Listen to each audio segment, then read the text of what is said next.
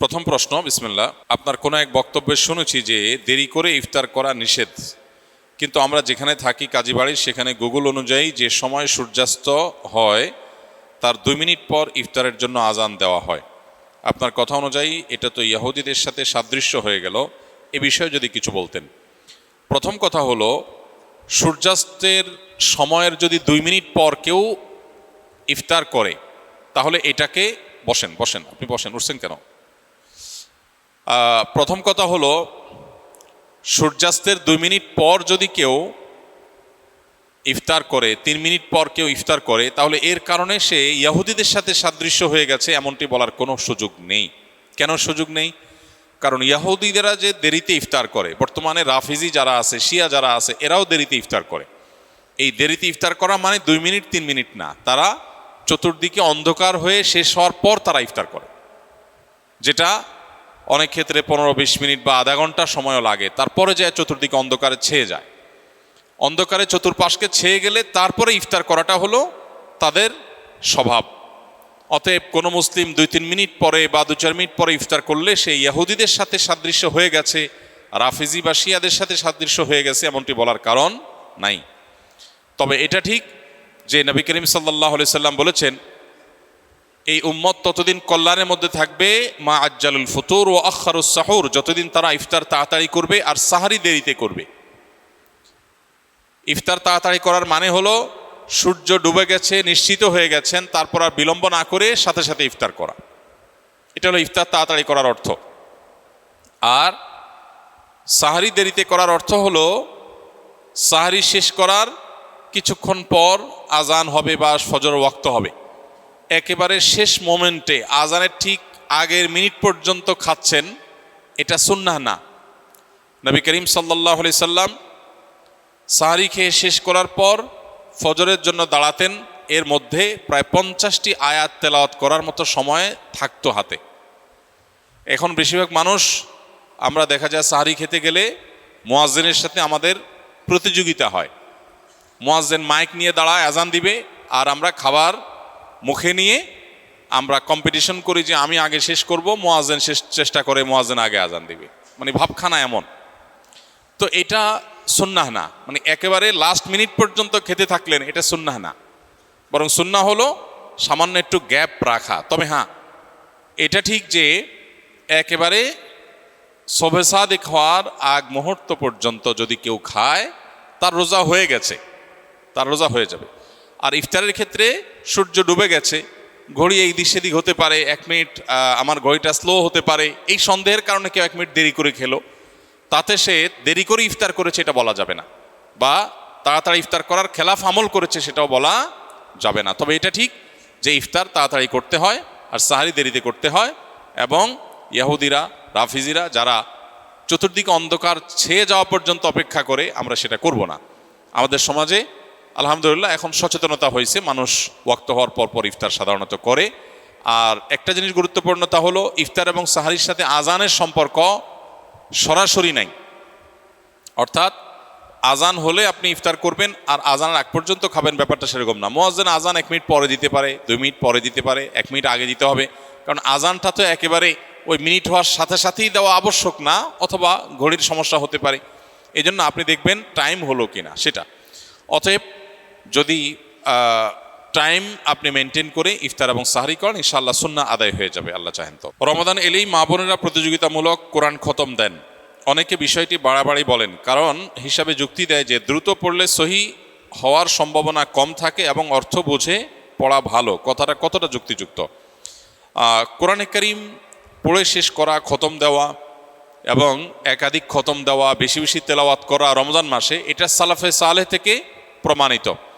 আমাদের পূর্বসূরিগণ তারা রমজানের শেষ দিন পর্যন্ত বেশি থেকে বেশি কোরআনে কারীমের তেলাওয়াতে মগ্ন থাকতেন। যেহেতু এই মাসটাই হলো কোরআন নাজিলের মাস, অতএব এই মাসের অন্যতম গুরুত্বপূর্ণ আমলটা হলো বেশি বেশি কোরআন তেলাওয়াত করা। যেসব ভাইরা কোরআন তেলাওয়াত জানেন না, তারা কোরআন তেলাওয়াত শিখতে পারেন। আমরা সুন্নাহ ফাউন্ডেশন থেকে দীর্ঘ 1 বছর টানা পরিশ্রম করার পর আলহামদুলিল্লাহ, যারা কোরআন সহি বা শুদ্ধভাবে পড়তে বা তেলাওয়াত করতে পারেন না, এমনকি আরবি অক্ষরও চিনেন না, তাদের সুবিধার্থে আমরা সহজ সূত্রে কোরআন শিখি নামে একটা কোর্স আমরা চালু করেছি।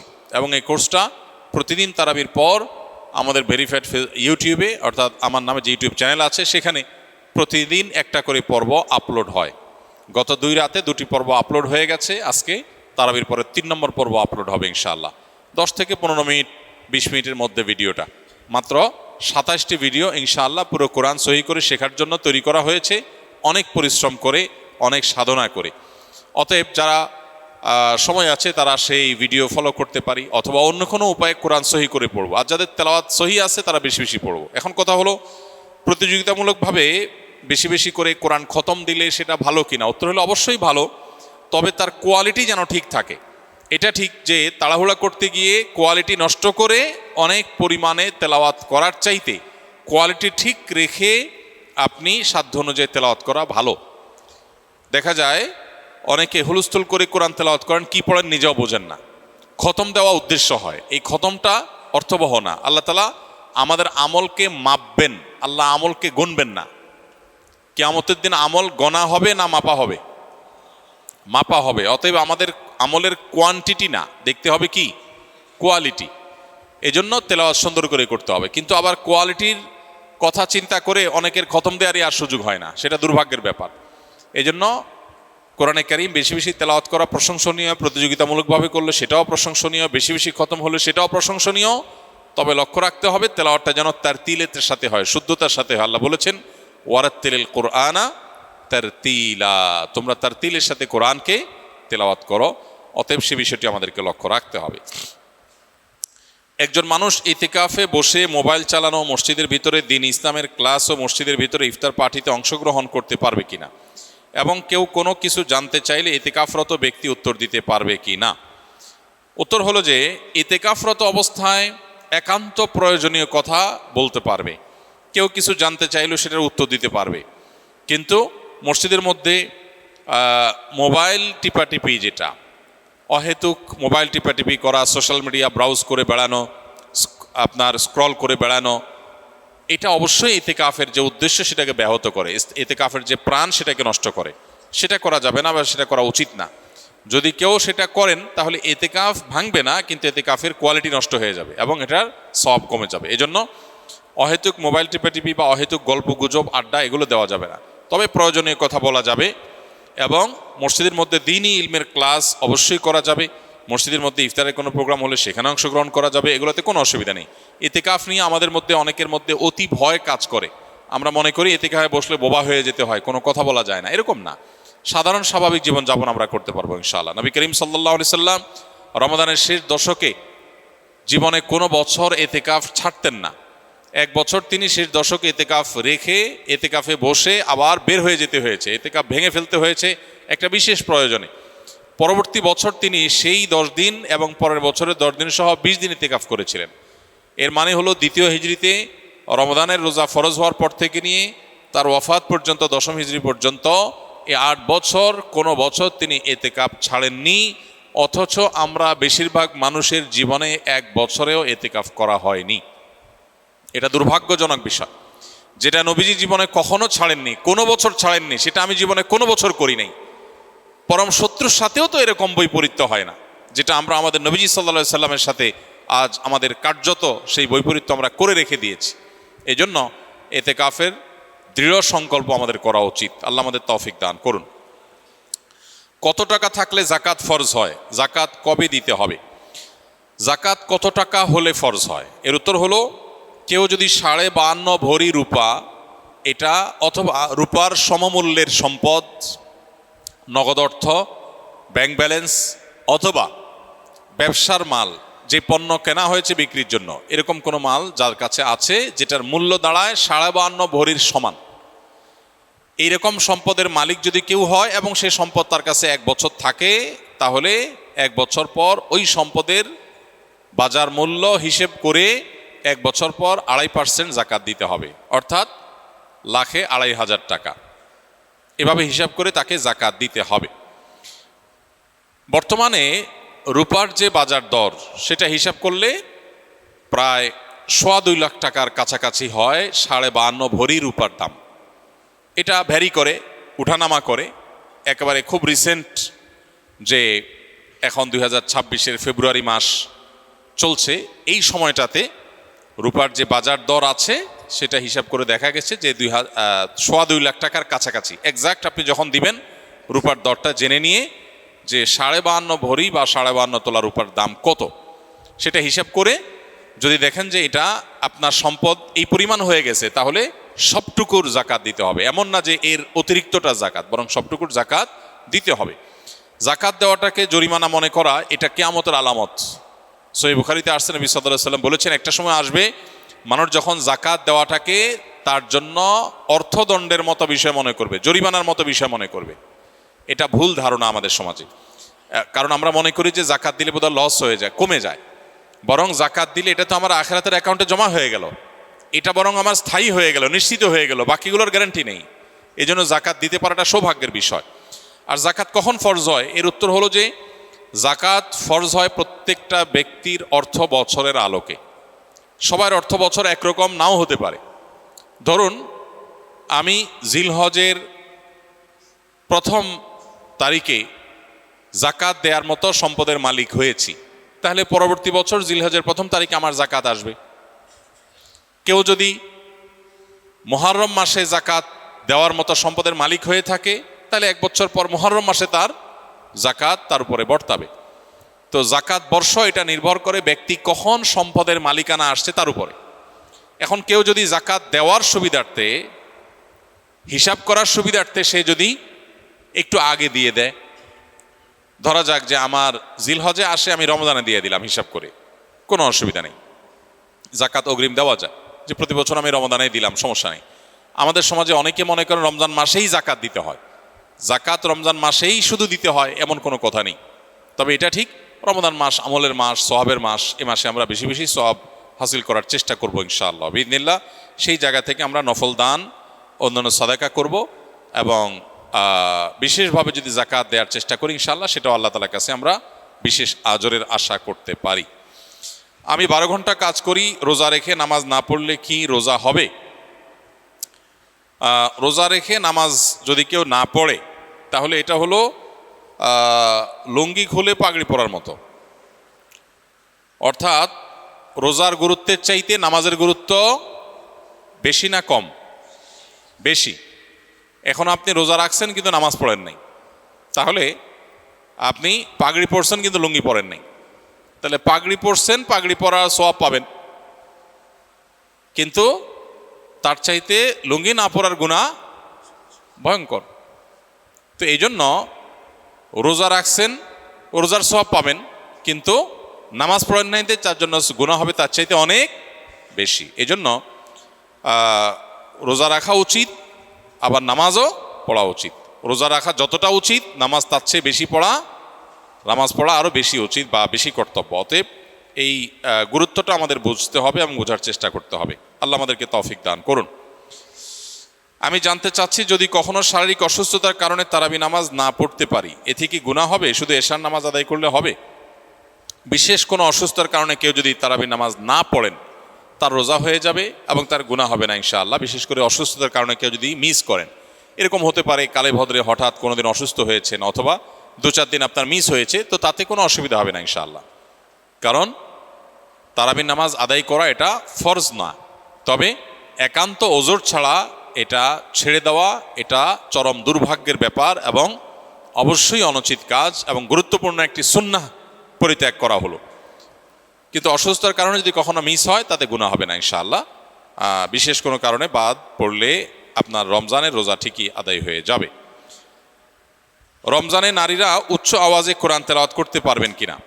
নারী হোক আর পুরুষ হোক, কোরআনে কারীমের তেলাওয়াতের মধ্যে নীরবে তেলাওয়াত করতে পারেন, আবার কিছুটা মৃদু কণ্ঠের মৃদু আওয়াজে তেলাওয়াতও করতে পারেন। বিশেষ করে বাসা বাড়িতে একটু মৃদু কণ্ঠের আওয়াজে তেলাওয়াত করাই ভালো। শয়তানকে বিতাড়িত করবার প্রয়োজনে বিশেষ করে একটু উচ্চ স্বরে, একটু সরবে কোরআন তেলাওয়াত করা গুরুত্বপূর্ণ।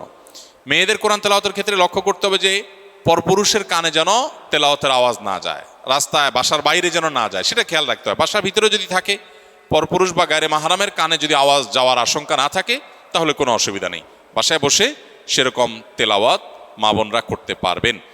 এবং সবসময় তাদের একেবারে নীরবেই করতে হবে এমন কোনো বাধ্যবাধকতা নাই, বরং কিছুটা সরবে করতে পারেন। বিশেষ করে পরিবারের অন্যান্য সদস্যদেরকে কোরআন তেলাওয়াতে উদ্বুদ্ধ করার জন্য যদি একটু আওয়াজ দিয়ে পড়েন তাতে কোনো অসুবিধা নাই, বরং অনেক ক্ষেত্রে এটা ভালো সন্তানদেরকে অভ্যস্ত করার জন্য। এবং বিশেষ করে আজকাল তো একটু সরবে আওয়াজ কোরআন তেলাওয়াত এটা বাসাবাড়ি থেকে আমাদের বিভিন্ন জায়গা থেকে এটা উঠে গেছে, এটা করা দরকার। হ্যাঁ, মসজিদে যখন আপনি তেলাওয়াত করবেন বা এমন জায়গায় তেলাওয়াত করবেন যেখানে আরও অনেক মানুষ আছে, সেখানে জোরে তেলাওয়াত করলে অন্যদের ডিস্টার্ব হবে, সেখানে অন্যের ডিস্টার্ব যেন না হয় সেভাবে আপনাকে তেলাওয়াত করতে হবে। নবী করিম সাল্লাল্লাহু আলাইহি সাল্লাম মসজিদে নববীতে এক ব্যক্তিকে উচ্চস্বরে কোরআন তেলাওয়াত করতে শুনে বলেছেন যে তুমি যাকে শোনাতে চাচ্ছ তিনি বধির নন, অর্থাৎ তোমার আওয়াজ যেন অন্য কারোর কষ্টের কারণ, ডিস্টার্বের কারণ না হয়। এটা আমাদের খেয়াল রাখতে হবে ইনশাআল্লাহ তাআলা। রমজানের শেষ দশকের জন্য বিস্তারিত কিছু আমল বলুন। রমজানের শেষ দশকের বিশেষ আমল নবী করিম সাল্লাল্লাহু আলাইহি সাল্লামের জীবনী থেকে যেটা আমরা প্রায়, সেটা হলো যে আম্মা জান আয়েশা রাদিয়াল্লাহু তাআলা আনহা থেকে বর্ণিত, নবী করিম সাল্লাল্লাহু আলাইহি সাল্লাম রমজানের শেষ দশক যখন শুরু হতো তখন তিনি কি করতেন? কানান নবী সাল্লাল্লাহু আলাইহি সাল্লাম ইদা দাখালাল আশর, রমজানের শেষ দশক যখন শুরু হতো, আহিয়া লাইলা, নাম্বার 1, তিনি রাত জেগে ইবাদত করতেন। অনেক মুহাদ্দিসগণ, অনেক হাদিস বিশারদগণ বলেছেন এর অর্থ হলো রাতে তিনি ঘুমোতেন না শেষ দশক। আবার অনেক মুহাদ্দিসগণ বলেছেন কুমিল লাইলা ইল্লা কালিলার উপর আমল করে সামান্য ঘুমাতেন, বেশিরভাগ রাতে ইবাদত করতেন। তাহলে 1 নম্বর আমল হলো শেষ দশকের প্রতিটা রাত জেগে ইবাদত করা। নাম্বার 2, ওয়াইকাজা আহলাহ, নফল আমলের জন্য অন্য কোনো সময় পরিবারকে ডেকে তুলতেন না, কিন্তু রমজানের শেষ দশক পরিবারকে ঘুম থেকে ডেকে তুলতেন ইবাদতের জন্য। তার মানে পরিবারকে ইবাদতের জন্য উদ্বুদ্ধ করতে হবে। 3 নম্বর, ওয়াসাদ্দামি ইজারা, তিনি ইবাদতের জন্য কোমর বেঁধে নিতেন। কোমর বেঁধে নেওয়ার একটা অর্থ করেছেন অনেক হাদিস বিশারদ, স্ত্রী সহবাস থেকে দূরে থাকতেন। আরবরা এরকম কোমর বেঁধে নেওয়া বলতে এরকম ইঙ্গিত করে থাকে। আবার অনেক মুহাদ্দিসগণ এর ব্যাখ্যা করেছেন যে কোমর বেঁধে নেওয়া মানে আমরা যেরকম বলি কোমর বেঁধে ইবাদত করা, কোমর বেঁধে নেমে যাওয়া কোনো কাজে, তার মানে সর্বোচ্চ মেহনত এবং পরিশ্রম সাধনা করতেন ইবাদতের জন্য। আর অন্য আরেকটি হাদিসে আসছে কানা ইয়াজতাহিদু ফীহি মা লা ইয়াজতাহিদু ফী গায়রি, নবীজি শেষ দশকে ইবাদতের জন্য এত বেশি পরিশ্রম করতেন, বছরে অন্য কোনো সময় ইবাদতের জন্য এত পরিশ্রম করতেন না। অথচ আমরা শেষ দশকে বেশিরভাগ মানুষ হয় গ্রামের বাড়ি যাওয়ার নিয়ে ব্যস্ত, গ্রামের বাড়ি যাওয়ার পরে বিভিন্ন বাড়িতে বাড়িতে ঘোরার, গ্রামে গ্রামে ঘোরার নিয়ে ব্যস্ত, আর শহরে যারা আছে তারা কেনাকাটা, শপিং ইত্যাদিতে ব্যস্ত। তো এটা হলো আমাদের শেষ দশকের অভ্যাস, যেটা হাদিসের একেবারেই বিপরীত। শেষ দশক হওয়া উচিত প্রথম দশক, দ্বিতীয় দশকের চাইতে বেশি ইবাদতে বেশি মনোযোগী হওয়া উচিত আমাদের শেষ দশকে। আল্লাহ আমাদেরকে তৌফিক দান করুন।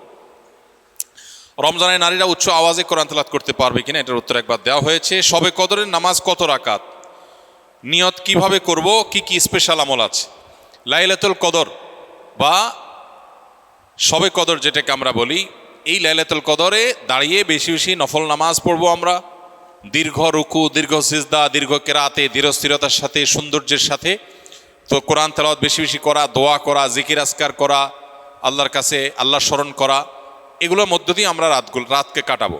লাইলাতুল কদরে বিশেষ আমল বলতে একটা দোয়াই শুধু হাদিস দ্বারা আমরা জানতে পারি, সেটা হলো নবী করিম সাল্লাল্লাহু আলাইহি সাল্লাম মা আয়েশা রাদিয়াল্লাহু তাআলা আনহাকে শিখিয়েছেন যে লাইলাতুল কদর পেলে তিনি যেন এই দোয়া পড়েন, আল্লাহুম্মা ইন্নাকা আফুউন তুহিব্বুল আফওয়া ফা'ফু আন্নি, আল্লাহ আপনি ক্ষমাশীল, ক্ষমাশীলতাকে আপনি পছন্দ করেন, অতএব আমাকে ক্ষমা করুন। এই দোয়া আমরা বেশি বেশি পড়বো। এর বাইরে লাইলাতুল কদরের বা শবে কদরের আলাদা কোনো নামাজের ফরম্যাট নাই যে এত সংখ্যক রাকাত পড়তে হবে এবং প্রথম রাকাতে অমুক সূরার সাথে অমুক সূরা এতবার, দ্বিতীয় রাকাতে তমুক সূরা এতবার, এরকম কোনো বাধ্যবাধকতা নেই। যে কোনো সূরা দিয়ে অন্য যে কোনো সাধারণ নামাজের মতো করে আমরা লাইলাতুল কদরের নামাজ পড়তে পারি।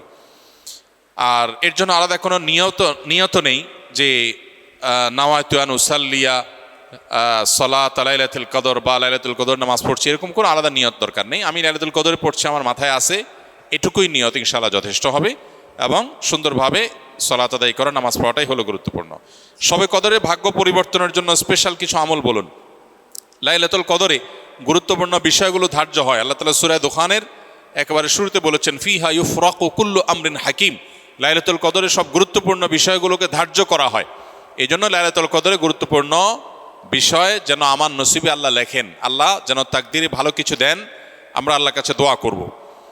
এবং সেই সাথে তাকদিরে যেন ভালো কিছু হয় সেজন্য নেক আমল করবো ইনশাআল্লাহ। যে যত বেশি নেক আমল করবে এবং যে যত বেশি গুনাহ থেকে বেঁচে থাকবে, আল্লাহ তাআলা তার জন্য তত বেশি কল্যাণের ফয়সালা, ভালোর ফয়সালা করবেন।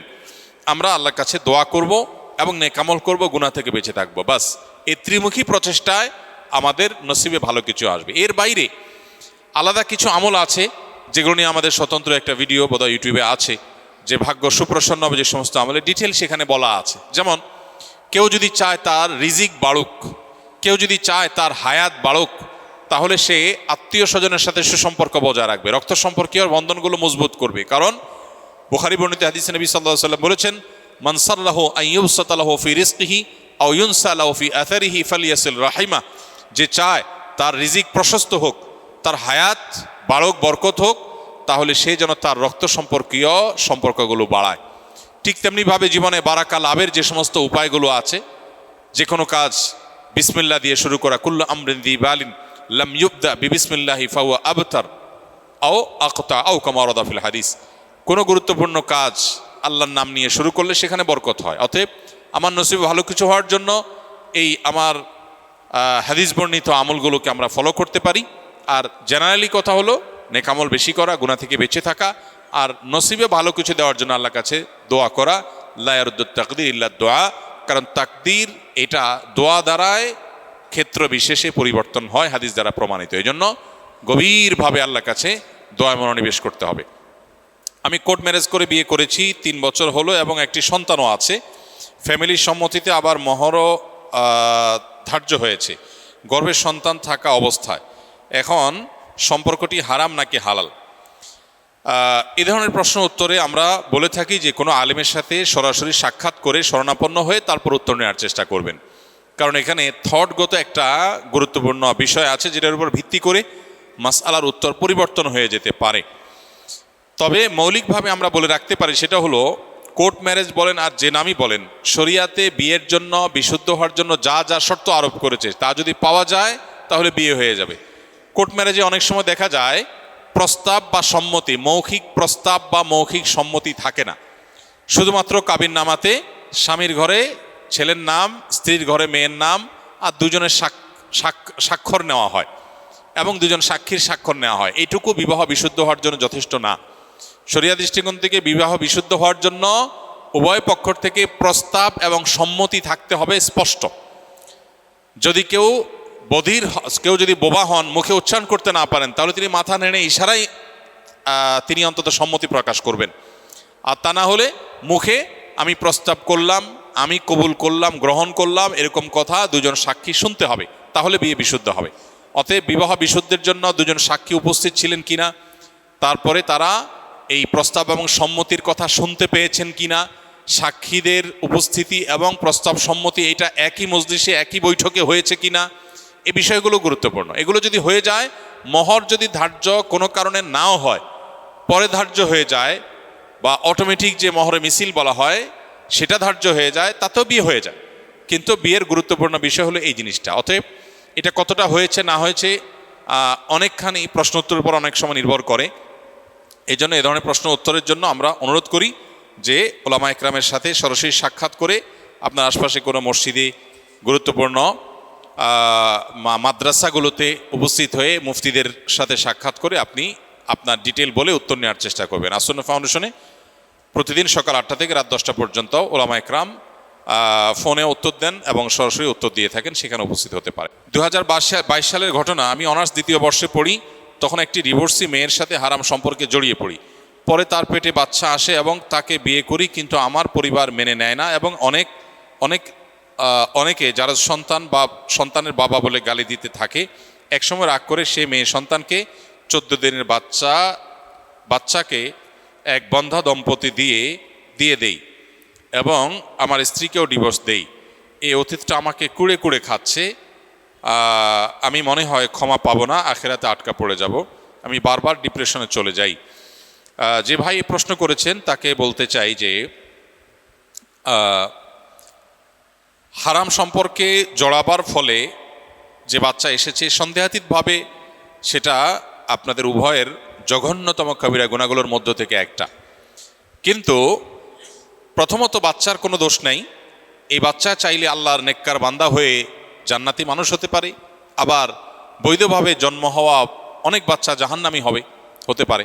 এই জন্য বাচ্চাকে কেন্দ্র করে আপনাকে এলাকাবাসী কথা বলেছে, সেটার জন্য আপনি যে কাজ করেছেন সেটা গর্হিত কাজ, আপনি নিজে বুঝতে পেরেছেন। এখন যেটা করণীয় আপনার, প্রথম কথা হলো এই বাচ্চা সারা জীবনই আপনার বাচ্চা হিসাবে গণ্য হবে এবং আপনার বাচ্চা হিসাবে আপনি তার প্রতি কর্তব্য আপনার রয়েছে।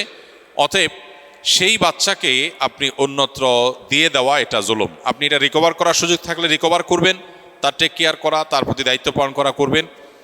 আর আপনার স্ত্রীকে আপনি যদি এমনভাবে ডিভোর্স দিয়ে থাকেন যে ডিভোর্সের পরে আবার, যদিও আপনার ডিভোর্স দেওয়ার অধিকারই নাই, যদি আপনি বিয়ে না করে এই হারাম সম্পর্ক করে থাকেন তাহলে ডিভোর্স এটা কার্যকর হয় নাই, তাহলে আপনি এখন চাইলে তাকে বিবাহ করে নিতে পারেন। এবং যে জেনা হয়েছে সে জেনার জন্য আল্লাহর কাছে আপনার তওবায়ে নাসুহা, সর্বোচ্চ লেভেলের তওবা আপনাকে করতে হবে। অতিরিক্ত ডিপ্রেশন শয়তান আমাদের মধ্যে সৃষ্টি করে, আমাদেরকে নিরাশ করে দেয়। আল্লাহ বলেছেন ওয়ালা ইয়াইআস মির রাউহিল্লাহি ইল্লাল কওমুল কাফিরুন, আল্লাহর রহমত থেকে কাফির ছাড়া আর কেউ নিরাশ হয় না। অতএব অতিরিক্ত নৈরাশ্য, আশাহত হয়ে যাওয়া, আল্লাহর রহমতের আশা একেবারে ছেড়ে দেওয়া, এটা কিন্তু কুফরি। অতএব এটা যেন না হয়। আমি যত গুনাহগারী হই না কেন আল্লাহ তাআলা আমাকে ক্ষমা করতে পারেন, ক্ষমা করার ক্ষমতা আল্লাহর আছে এবং আল্লাহ ওয়াদা করেছেন আমি যদি অনুতপ্ত হই আর জীবনে কখনো জেনার ধারে কাছেও যাব না, আল্লাহ ইনশাআল্লাহ পূর্বের গুনাহ মাফ করবেন, আল্লাহর ওয়াদা রয়েছে। অতএব পরিপূর্ণ কায়মান বাক্যে তওবা করলে মাফ হবে। আপনি যদি মনে করেন যে না আমার গুনাহ কোনোভাবেই মাফ হবে না, তাহলে সেক্ষেত্রে আপনি আল্লাহর প্রতি কুধারণা করলেন, এটা বরং অনুচিত কাজ হবে। অতএব অতিরিক্ত ডিপ্রেশনে না গিয়ে আল্লাহর কাছে মাফ চাইতে হবে। আল্লাহ তাআলা আমাদেরকে আমলের তৌফিক দান করুন। এই রমজান মাস আল্লাহ সুবহানাহু ওয়া তাআলার তরফ থেকে আমাদের জন্য কত বড় নেয়ামত, এটা যেমন প্রিয় নবী সাল্লাল্লাহু আলাইহি ওয়াসাল্লাম উপলব্ধি করেছেন, ঠিক তেমনিভাবে সাহাবায়ে কেরাম এবং ইসলামের ইতিহাসের সোনালী যুগের স্বর্ণ মানবগণ সালাফে সালেহিন তারা গভীরভাবে উপলব্ধি করেছেন। দুর্ভাগ্য আমাদের, আমরা বেশিরভাগ মানুষ রমাদান মাসের গভীর তাৎপর্য, গুরুত্ব, এর মাহাত্ম্য, এর মর্যাদা, আল্লাহর তরফ থেকে এই মাসের বিশাল বড় যে সুবর্ণ সুযোগ সেটিকে আমরা অনুধাবন করতে পারি না। আমাদের রমাদান সাধারণত 4টি কাজকে ঘিরেই হয়ে থাকে। আমরা সচরাচর রমাদান মানে মনে করি বেশি থেকে বেশি দিনে রোজা রাখা, সিয়াম পালন করা, রাতে তারাবির সালাত আদায় করা, আর সন্ধ্যায় ইফতার এবং ভোরে সাহারি করা।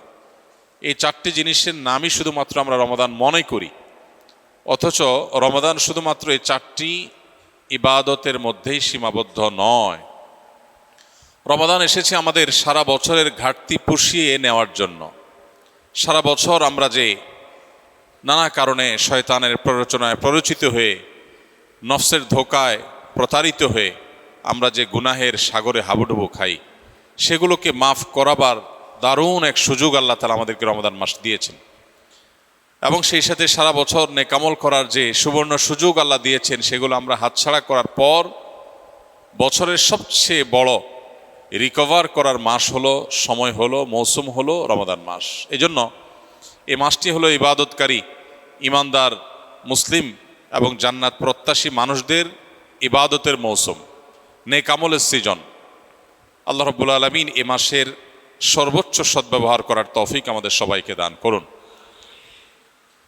সম্মানিত ভাই সকল, এ মাসে আমাদের সবচেয়ে প্রধান এবং সবচেয়ে মূল যে কাজটি বিশেষ গুরুত্বের সাথে করা উচিত, সেটি হলো যথাযথভাবে সিয়াম পালন করা। কারণ এই মাসের প্রধান আমলটাই হলো সিয়াম বা রোজা। আর সিয়াম শব্দের অর্থ বিরত থাকা। অতএব আমাদেরকে এই মাস আল্লাহ রাব্বুল আলামিন সিয়াম পালন করার নির্দেশ দিয়ে মূলত বিরত থাকার অভ্যাস আমাদের গড়ে তুলবার সুযোগ দিয়েছেন। অতএব যথাযথভাবে সিয়াম পালন করার মানে হলো সিয়ামকে তার স্ট্রাকচারাল দিকটাকে খেয়াল করার পাশাপাশি তার ফিনিশিংয়ের দিকটাকেও খেয়াল করতে হবে। সিয়ামের বা রোজার বাহ্যিক স্ট্রাকচারাল দিকটা তো একেবারেই পরিষ্কার। সুবহে সাদিক থেকে নিয়ে ফজরের ওয়াক্ত হয় তখন থেকে নিয়ে সূর্যাস্ত পর্যন্ত এই পুরো সময় পানাহার এবং যৌনতা, এটা থেকে বিরত থাকা, এটাই হলো সিয়ামের মূল স্ট্রাকচার। এটা ঠিক রাখার পাশাপাশি আমরা যখন সিয়ামকে অর্থবহ করার জন্য অন্য সব নিষিদ্ধ বিষয়গুলো থেকেও বিরত থাকবো, বেঁচে থাকবো, তখন ইনশাআল্লাহ সিয়াম আমাদের আরও বেশি কার্যকর, আরও বেশি যথাযথ, আরও বেশি আমাদের জন্য জান্নাত লাভের কারণ হবে, জাহান্নাম থেকে মুক্তির কারণ হবে ইনশাআল্লাহ বিইذনিল্লাহ। এই জন্য সিয়াম সাধনা করে এই পুরো মাস জুড়ে সকল প্রকার গুনাহ থেকে বেঁচে থাকা, এটা আমাদের অন্যতম একটা কর্তব্য। নবী করিম সাল্লাল্লাহু আলাইহি সাল্লাম বলেছেন, রুব্বা সাইমিন লাইসা লাহু মিন সিয়ামিহি ইল্লাল জু'। বহু রোজাদার আছে যাদের রোজা ক্ষুধার্ত থাকা ছাড়া আর বিশেষ কোনো কাজে আসে না। আমরা যেন সেই হতভাগা মানুষদের কাতারে শামিল না হই। আল্লাহ রাব্বুল আলামিন আমাদের সবাইকে সেই তৌফিক দান করুন।